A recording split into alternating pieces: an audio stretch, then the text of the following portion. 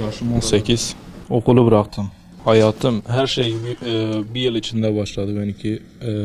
Sigara bile bir yıl içinde başladım. Her şey arkadaş ortamı. Kötü arkadaş ortamı yani. Arkadaş insanı, hani iyi arkadaş var, kötü arkadaş var.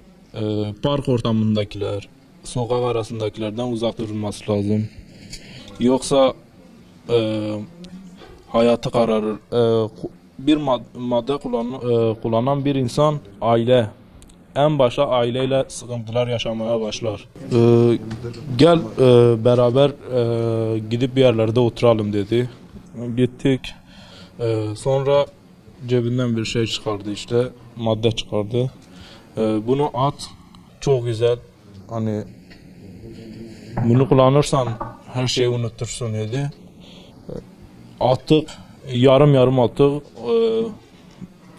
Kendimizden geçtik resmen. Her şeyi unuttuk. Tam attın değil mi? Evet. İlk başta yarımla başladım. Bir yıl içinde günde 10 tane olmaya başladı. Günde 10 tane. Bu aileyle sıkıntılar falan yapıyordu. İnsanlardan soğuma, insanlardan sıkılma.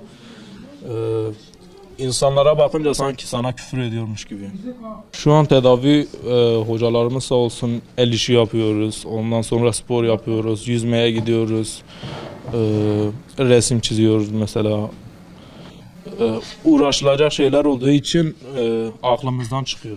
En başta madde kullanan insan hırsızlık yapar. Yapmam demesin, yapar. Çünkü bunu en iyisi kendinden bilir. Kendinden biliyor. Kendisi hani yapar. Para olmadığı için yapıyorsun. Para yetmiyor aslında. Ne yaparsansa para yetmiyor. Mecburen hırsızlığa başlıyorsun. Uyuşturucu sadece sizi çevrenizden uzaklaştırır. Ailenizle sıkıntılar yaşattırır. Siz bunun farkında olmazsınız ama gerçekten çok kötü bir şey. Çok kötü bir şey. Her şeyden uzaklaştırır sizi. Aile olsun, aileyle sıkıntılar başlar, kavga başlar. Mesela eve gidince kendinde değilsin veya istek var, içmek istiyorsun, aileden para çalırsın, para istersin, çok kötü duruma düşersin, para istersin, artık onlar da kullandığını bildiği için sana vermezler. Sen de sırf para versinler diye kavga edersin, çıkarsın evden, gidip hırsızlık yaparsın. İlk başta arkadaşlarlaydık. Arkadaşlar bizi çağırdı, dedi yani gelin kendimize oturalım. Sokak arasında. Baktım arkadaş çıkardı maddeyi, dedi içelim, biz de içtik. Çok pişmanız. İçtikten sonra krize girdim. Hani param olmayınca da mecburen insan hırsızlığa başlıyor.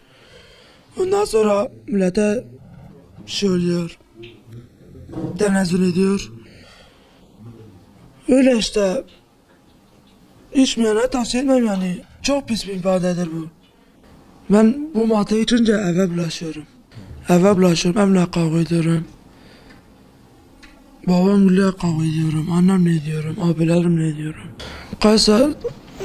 Sabah 7.30'da tedavimizi alıyoruz. Akşam 7.30'da yine alıyoruz. Vallahi Allah razı olsun, hocalarımız da çok iyidir. Hani bize diyor bırakın madde.